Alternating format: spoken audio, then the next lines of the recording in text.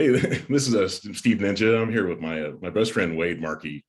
Um, he's really into horror movies, and we both decided we're going to give our top 10 horror movies tonight, and kind of riff back and forth and just see what happens and try to have fun. Because I've known Wade since 1988 when we were in high school, and technically we're now family members because Wade is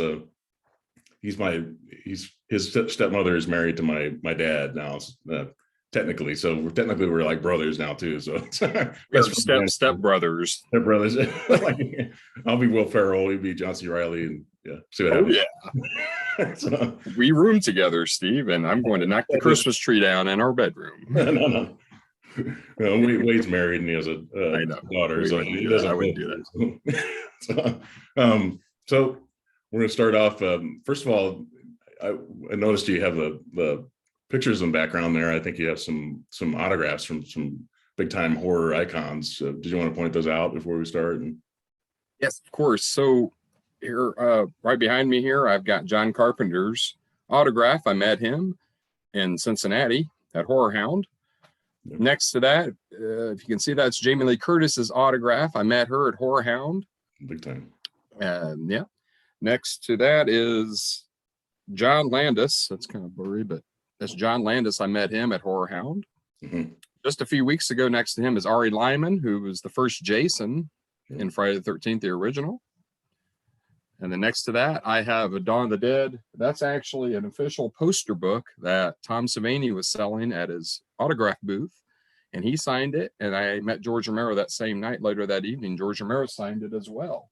Wow. And then next to that is Robert Englund. I met him in Chicago as well. Wow. Robert Englund. Big Freddy time. Krueger. Yeah, absolutely. An icon for sure.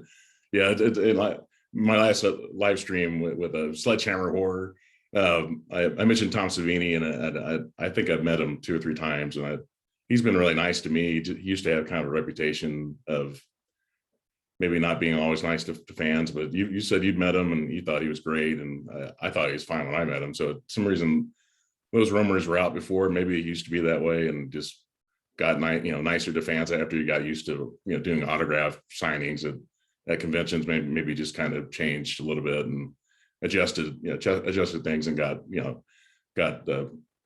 realized how important fans are, and they had to be cool to them.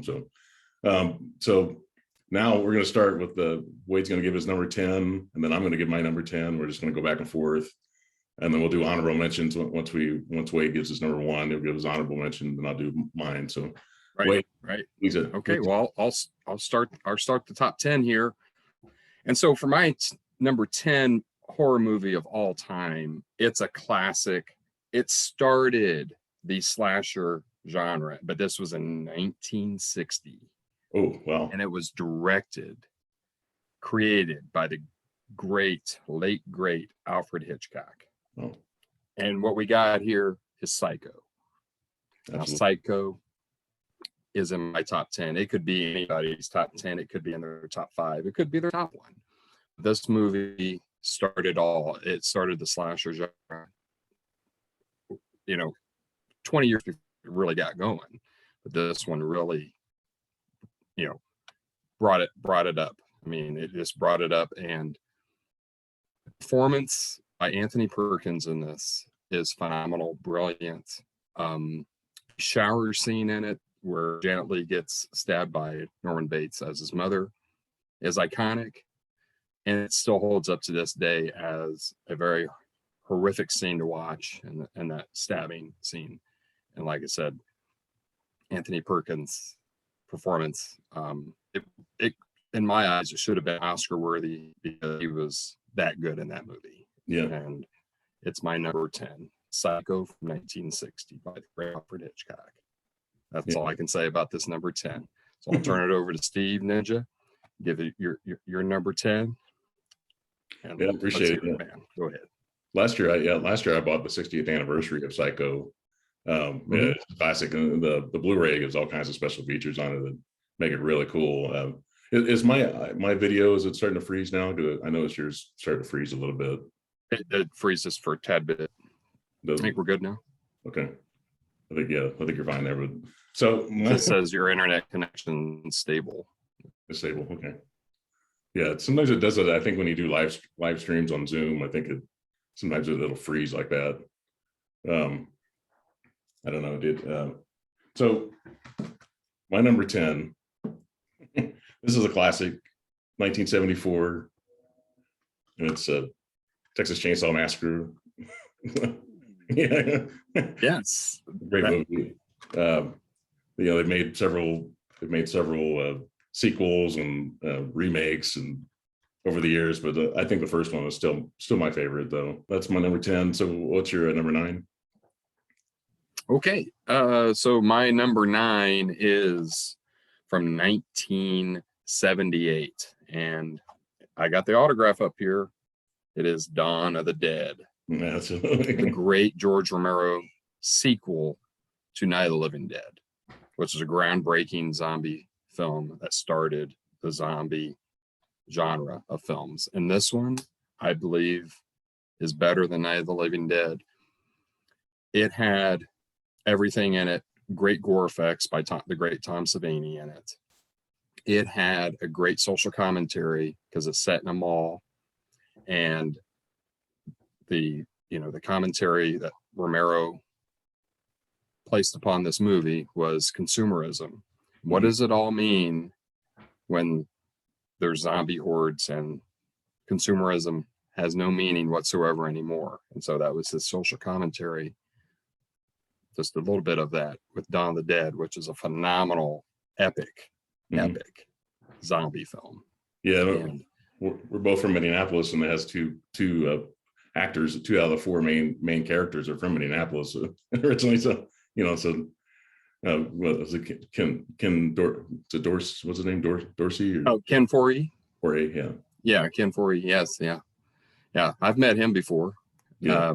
I actually have a signed photo of him from Leatherface, Texas Chainsaw Massacre 3. He signed that photo when I met Ken. Wow. So yeah, that's my number 9. Just a masterpiece of a horror film, Dawn of the Dead. Yeah, he might come up. I might have that one later on my list as well. So we'll talk about that later again. So my number 9 is this one, Creepshow, the original Creepshow, 1982. It's directed by George Romero, just like Dawn of the Dead. Written by Stephen King. It has 5 short, kind of stories. It's about 2 hours long. So I've always loved this one, and it looks great on this. This is a Shout Factory, Scream Factory edition. You may have bought this one too, I think. But yeah, I have that exact copy. That's the one I have. Yeah. I upgraded. Yeah, from the regular DVD to that one. It's great. I watched all the special features on it. It's awesome. Looks amazing too. It has Stephen King's right there. This guy. So right. Yeah, Jordy. Yes. That's a classic. Okay, so what's your number 8? Number 8 on my list is from 1987, and this is a dual 4K, but it's Evil Dead 2. Mm-hmm. Evil Dead 2 from 1987, directed by the great Sam Raimi, starring Bruce Campbell, who I've met before. I've met him 3 times. And what I have to say about Evil Dead 2 is I believe that this movie is possibly the greatest edited horror film ever made. The camera work and editing of this film is perfection. Right. And Sam Raimi uses his Three Stooges influence humor, slapstick humor in this to perfection. Bruce Campbell does all of his own stunts. He does the flip. Every stunt in the movie is done by Bruce Campbell. And it's phenomenal. The camera work, it's innovation with the camera work that Sam Raimi did with this. The makeup effects by K&B, great. You guys are probably familiar with Greg Nicotero. He worked on Evil Dead 2. K&B Studios, a great makeup company for special practical special effects. Great. This is a perfect horror sequel. It's kind of a remake of the first movie, but it's really a sequel, but it adds more to it, and it's a phenomenal film. I can watch this anytime that it's on, or if I just throw on my DVD. It's a perfect, just the perfect horror comedy. There's a lot of humor in it, makes you laugh out loud, and it's wonderful. I love it.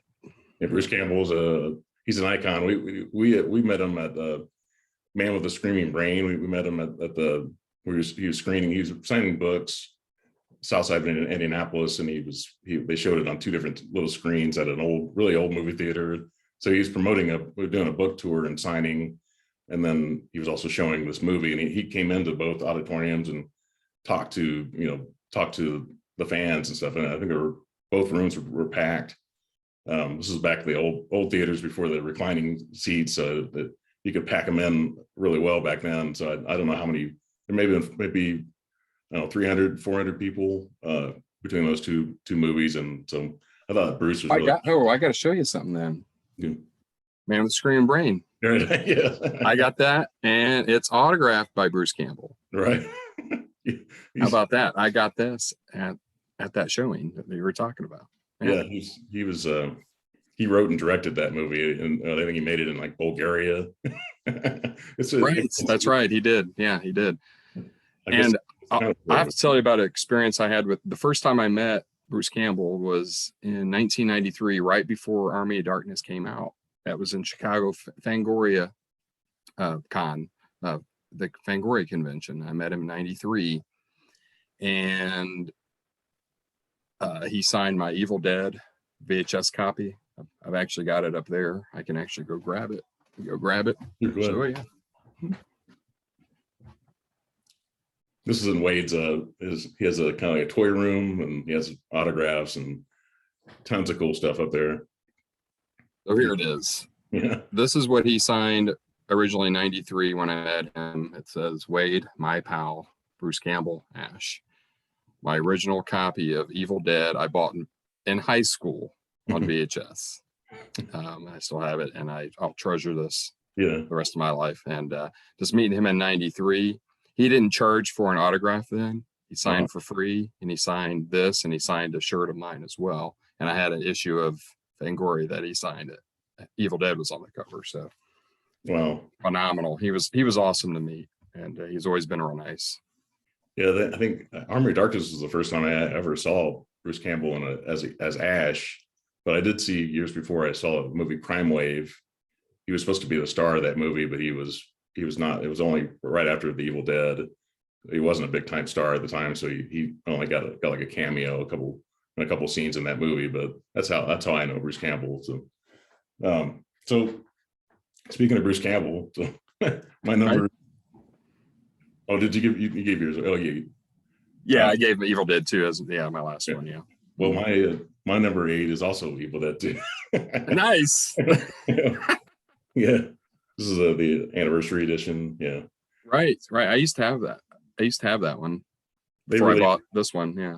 Yeah, they release these all the time, and I think they're on 4K now too. So yeah, that's what this is. This is a 4K. Evil Dead 1 and 2. Right. Mm-hmm. Yeah. So classic. It's bizarre, dark humor in it, and it's definitely the first movie is really more of a horror movie, darker movie than this one is. This one has slapstick humor, but it's really dark humor. And like I said, the makeup effects by Greg Nicotero. He's involved with The Walking Dead. He's been involved with that show forever, and he learned from George Romero. I think he first worked with George on Day of the Dead, and correct. Yeah. That's where George says that his parents were upset at him because he was going to become a doctor. He was going to study to be a doctor, and when he got into Day of the Dead, he decided to he had a small part in that movie, a small role, and he did some of the makeup effects, and it really caught on, and that's what he decided he wanted to do the rest of his life. So that all happened with Day of the Dead.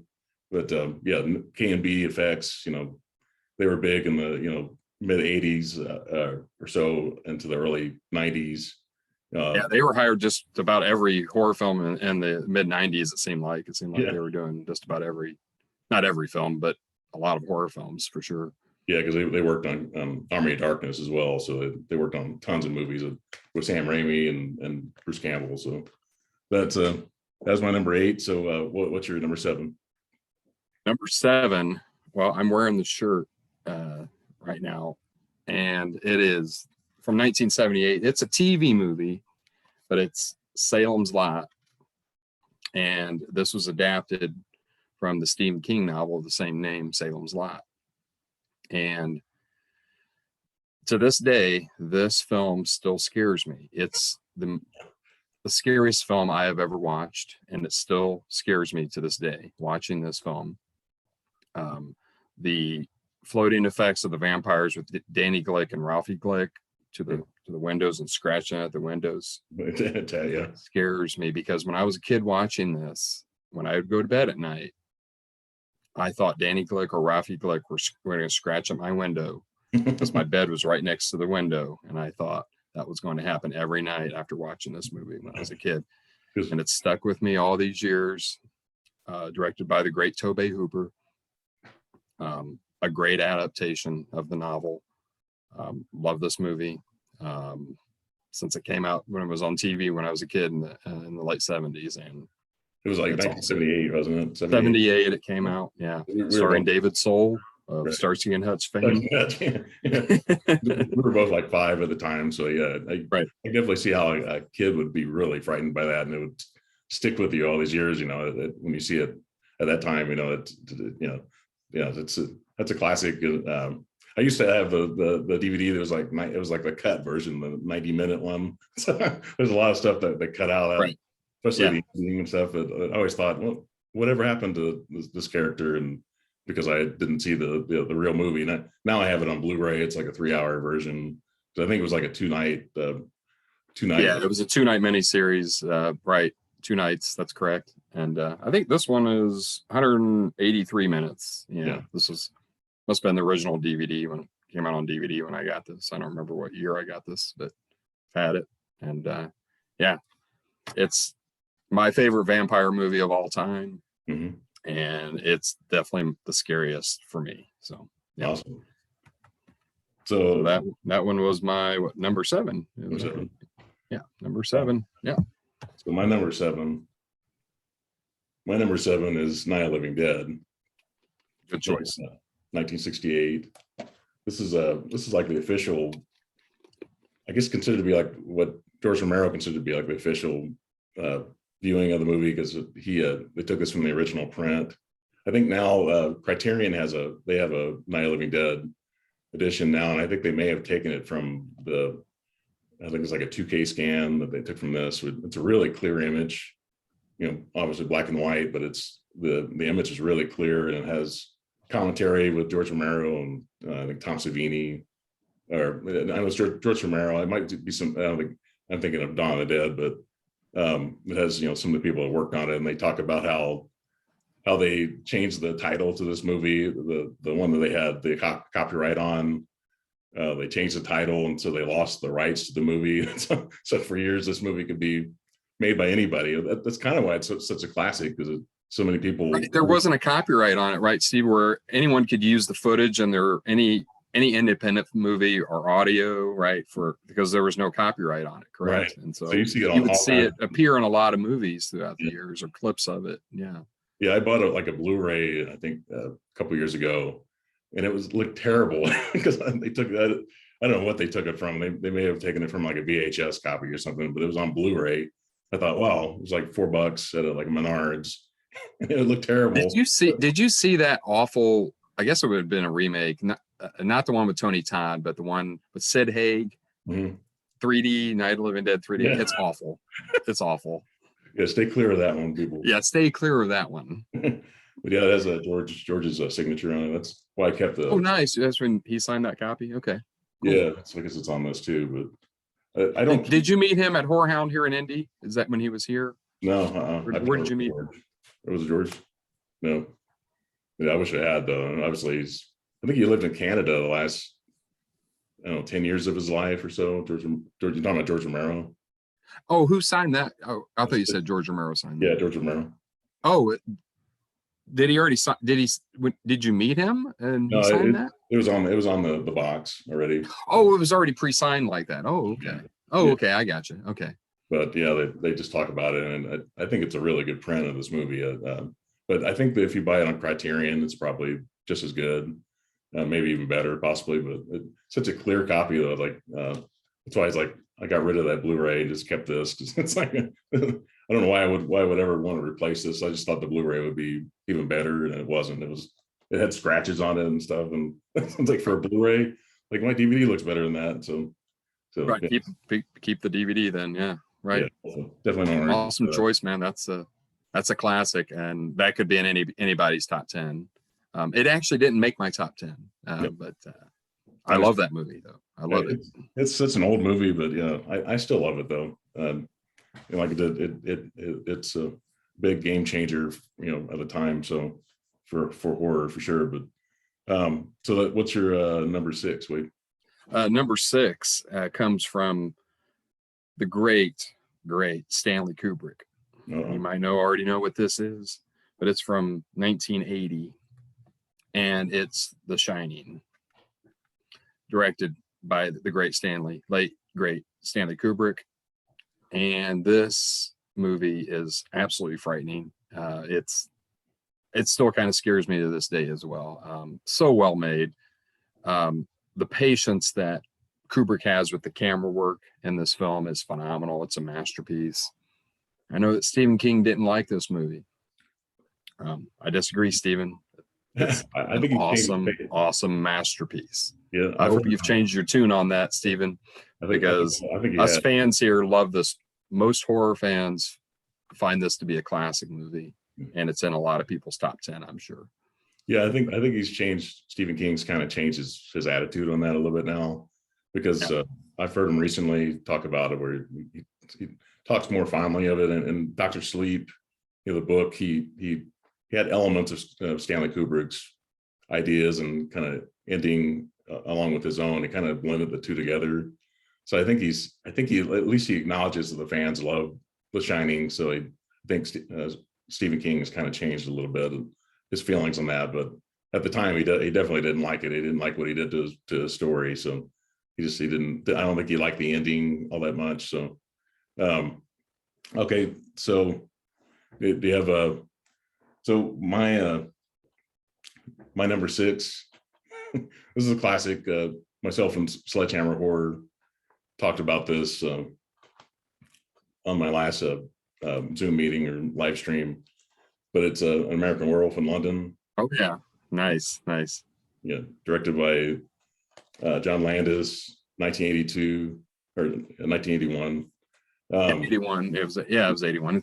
Actually, that and The Howling came out the same year. It did. Is that right? Yeah, 81. Yeah. As we know, Rick Baker did the makeup effects on this, and he was going to work on the Howling originally, and then he switched over to this and had Rob Bottin do the Howling. Yeah. I think he still set up the makeup effects and everything for the Howling, and then he switched over. I think he trusted Rob Bottin to take over the project. So I think that both turned out really well, and Rick Baker won an Oscar for this. So this is a classic. I just watched this a couple of weeks ago, and it's better and better. I remember seeing this when a young kid, so it's always stuck with me over these years, and a lot of humor in it and stuff. And, as we know, John Landis he did the Blues Brothers and Animal House, so he definitely brought some comedy to it. But it's really dark humor though, which I really love. So. Yeah, definitely dark humor. And then Sledgehammer brought a good point on it. I never really thought about it, but it does have a good love story in it with David Naughton and what nurse? What's her character's name? I can't remember. The nurse character. Yeah. Yeah. So I never really thought, but it is a good love story with them as well. So it's got a lot of different genres in it: comedy, dark humor, horror. The horror story is I have to agree, it is the background of what else is going on and back then. So that's my pick there. What's your next one?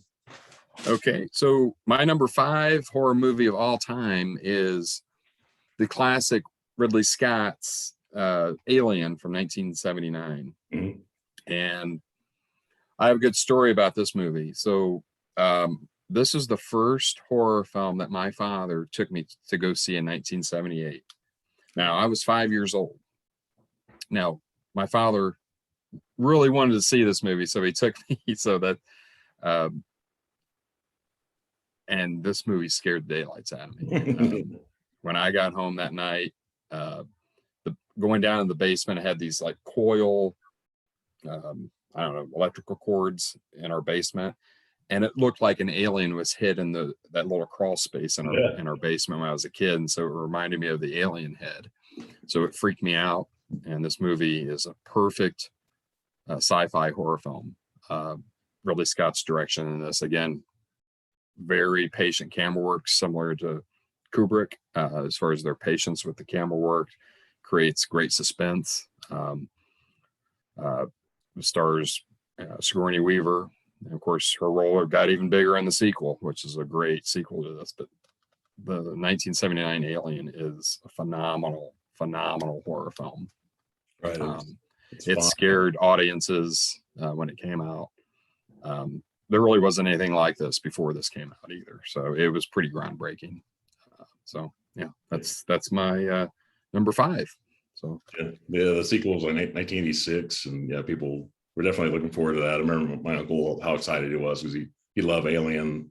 You know, the sequel is more of an action movie than it has some scares in it, but it's the original is much more of a horror movie than the sequel. So that's a great one too. Well, you never guess what my number 5 is. Could it be Alien? Could it be Alien? It's Alien.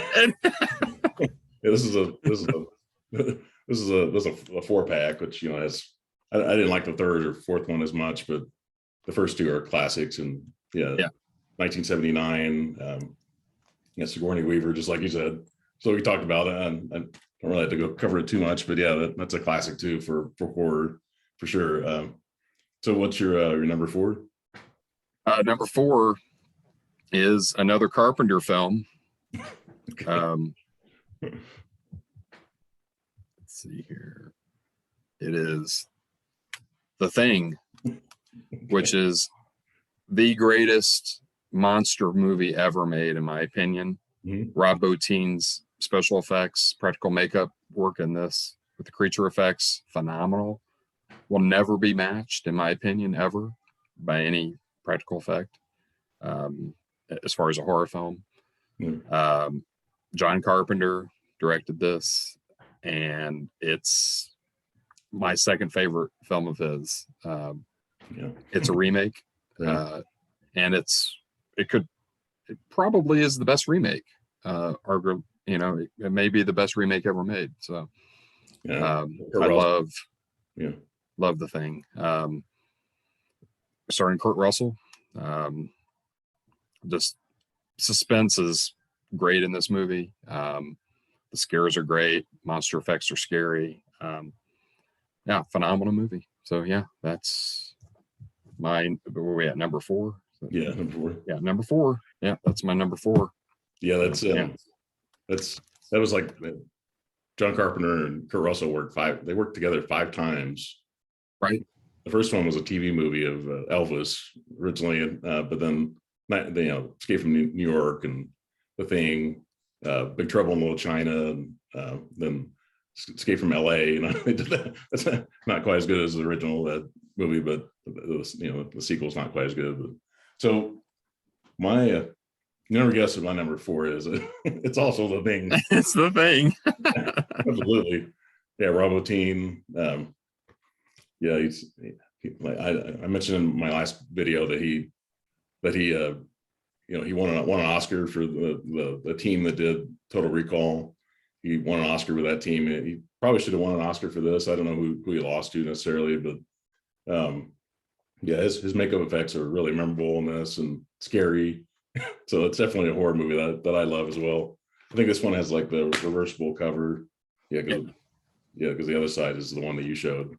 You've got it's the same one. I just have the original movie poster, which I love, which is done by Drew Struzan, who did a lot of the Star Wars posters. Same artist did this poster. Phenomenal movie poster artist. Right. This is a collector's edition. I'd recommend anybody get this as far as how good it looks on Blu-ray. Special features. It has a lot of special features carried over from a DVD that I used to have. but also some new ones as well. So yeah, that's a classic. Okay, what's your number 3, Wade? Yeah, number 3 is from 1974, directed by Tobe Hooper. It is the Texas Chainsaw Massacre. There we go. So this was actually my number 1 for a number of years. I did some rethinking the last, I don't know, week or two, and it went down to 3. But it could very well go back up to 1. This is the ultimate low budget, I would say, grindhouse movie, because it was done at a very low budget by Tobe Hooper, and it's a frightening movie. I mean, it might be the most realistic horror film you'll ever watch, because what happens in this movie could really happen to anybody. Yeah. And you know, it was based upon, you know, Ed Gein. You know, Leatherface was inspired by Ed Gein's, you know, because he would put, you know, a skin face on his face, you know, and but yeah, this movie is phenomenal. And it gets people have said, oh, it's not that gory of a film, actually. There's practically not any blood in this movie. There's some graphic deaths in it, with the girl getting on the hook, and but yeah, there's practically no blood in this movie. But again, just he has close-up camera work with, you know, with the craziness of the Sawyer family in this. It's absolutely frightening.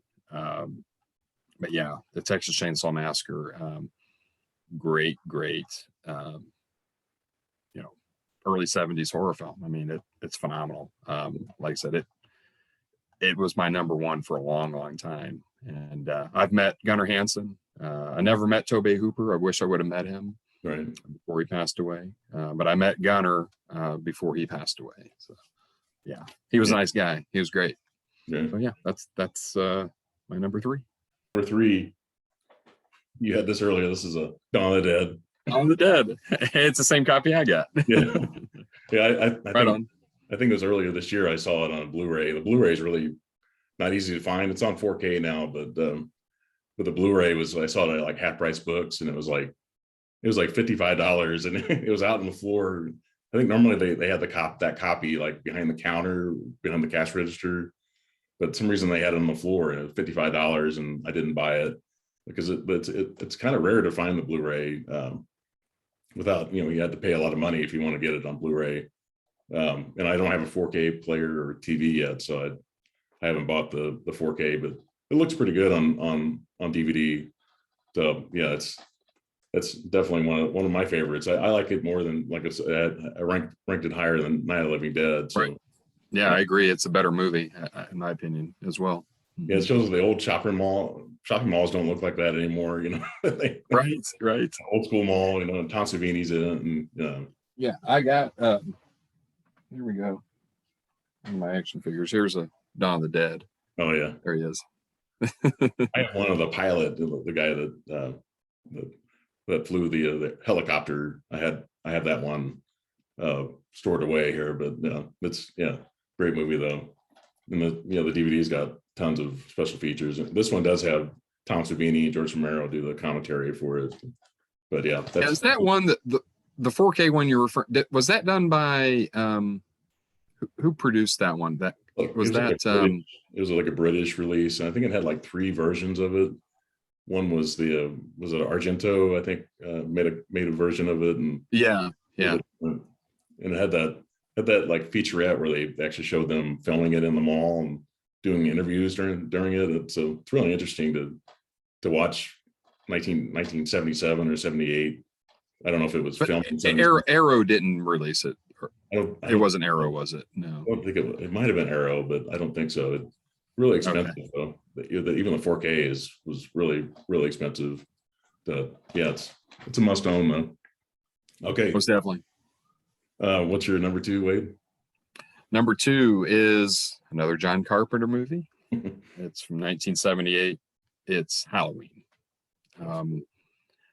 Again, I had Psycho earlier at number 10, but this was the second slasher movie that really brought the slasher genre into the forefront. going into the 80s. So again, this low budget slasher movie, Carpenter's music is phenomenal in this. It's the music that makes this movie. Oh yeah. The music cues in this are phenomenal. Top notch. The scares are great. I mean, most slasher movies don't scare me, but this one still is pretty creepy. I mean, the shape in this is I mean, he's not, Nick Castle and another actor, played the shape in this, and phenomenal job. I mean, the suspense. Jamie Lee Curtis. I mean, this is the movie that made her a star. That got her out there, and then she became the screen queen of the 1980s, doing Terror Train, Prom Night, and Halloween 2, and coming back for 2018, and then Halloween Kills. And then Halloween Ends next year. right. So yeah, I mean, this is my number 2, and it's a perfect horror film, and But my number 2, you already mentioned this. It's The Shining. It's The Shining. Yeah. Yeah. Classic. You got the Blu-ray copy. I've never upgraded mine. I still have the DVD. I think it's on 4K now. You might as well just get it on 4K now. I think that's probably well to do. Yeah. It looks great on Blu-ray.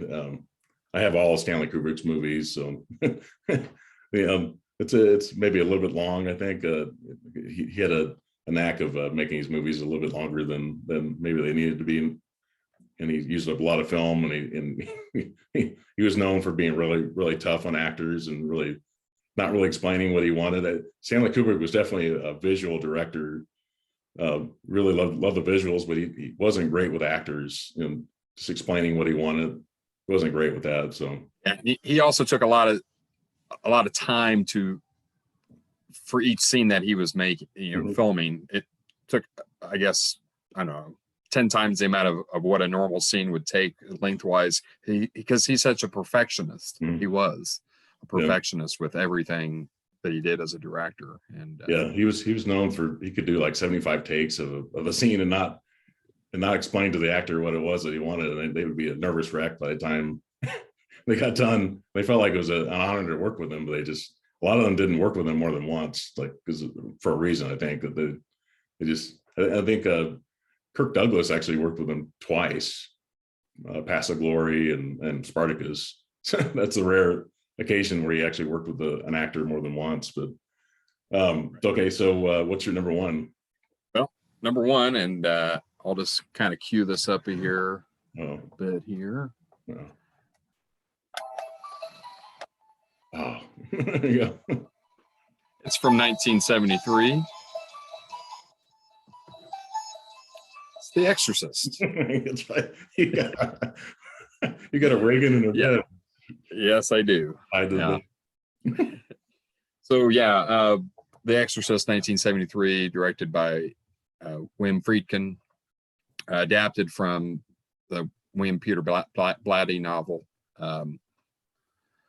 The Exorcist is just recently became my top horror film ever made.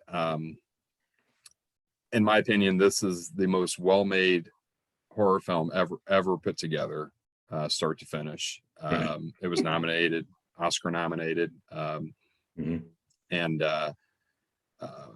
very well could have won Best Picture.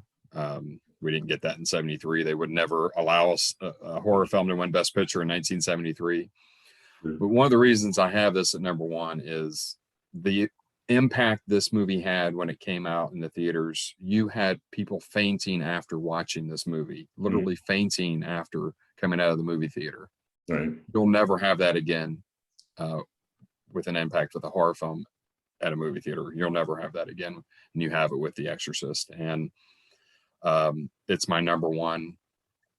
And another thing that I think is important is the character Reagan. Just think of the trauma that this created with if that was a real person, if this really happened, and she lived through this, and to think that even though she may not have remembered it, but just think if she remembered it and she had to live with this trauma for the rest of her life.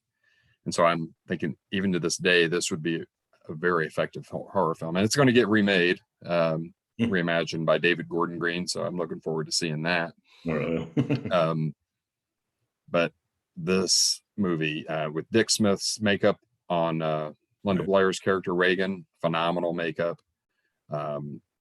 It's just it's a masterpiece. The Exorcist, 1973, my number one horror movie ever made. Great movie, yeah. Love it. Yeah, so that's not my number one though. It is in my honorable mentions, but my number one is Halloween. Okay, yeah.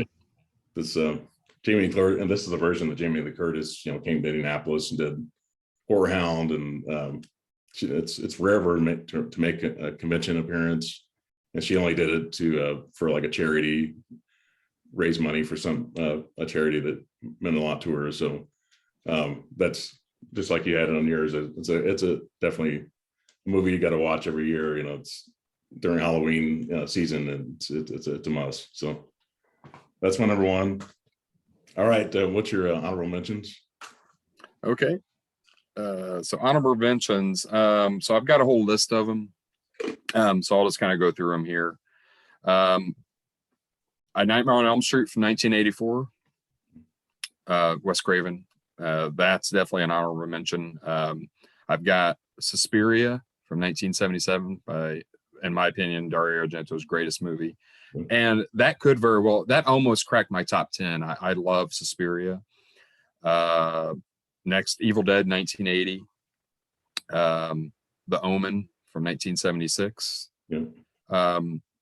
This one might be a surprise to a lot of people, but Alice, Sweet Alice from 1976. Right. Great, underrated movie. Love Alice, Sweet Alice. And Arrow Video has a great release of that. I bought that about a year ago. So I highly recommend Alice, Sweet Alice. I also had to put in all of the Universal monster films. Dracula, Wolfman, Phantom of the Opera, Frankenstein, and especially Bride of Frankenstein. And then to round out Creepshow, which was in your top 10. The Fly remake from 1986. Great remake. That's might be the second best horror remake ever made is The Fly. Friday the 13th from 1980. I've also put in another slasher movie, very underrated slasher movie called Terror Train. Oh yeah, with Jamie Lee Curtis. Yeah. One of my top 3 slasher movies ever made is David Copperfield's in that, doesn't he? Yes, he is. Yes. That's right. And then the last one I have is Rosemary's Baby. Oh yeah. Yeah. So those are my honorable mentions. Yeah.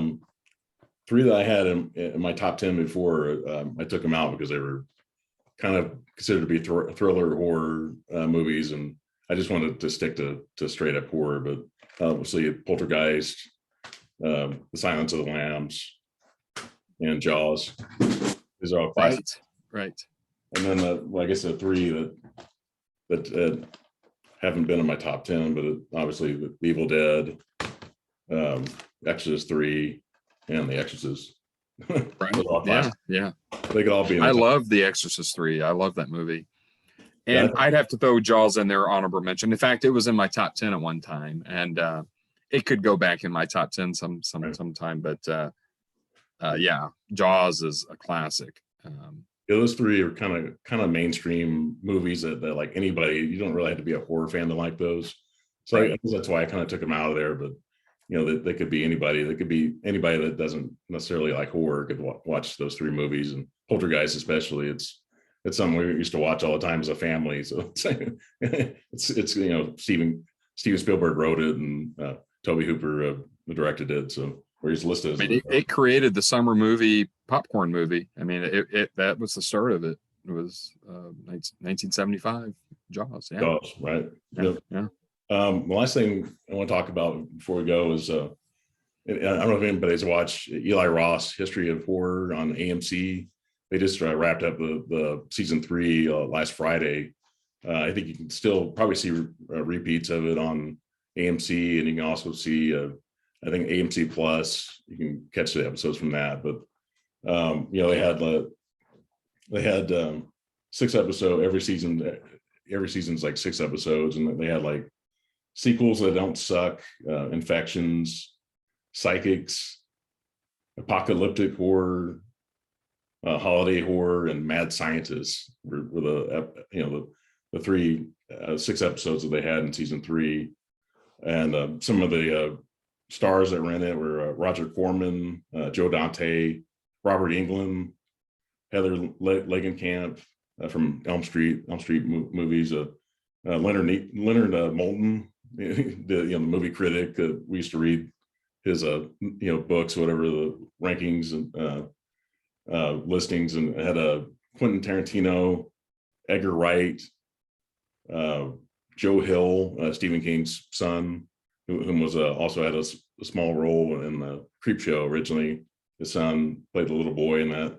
And obviously Stephen King talks in it, and Greg Nicotero and Rob Zombie all kind of talk, throughout the 6 episodes, and kind of give their thoughts on movies, and they all talk on almost every episode. So that's great. I know you've watched that show as well, and really like it.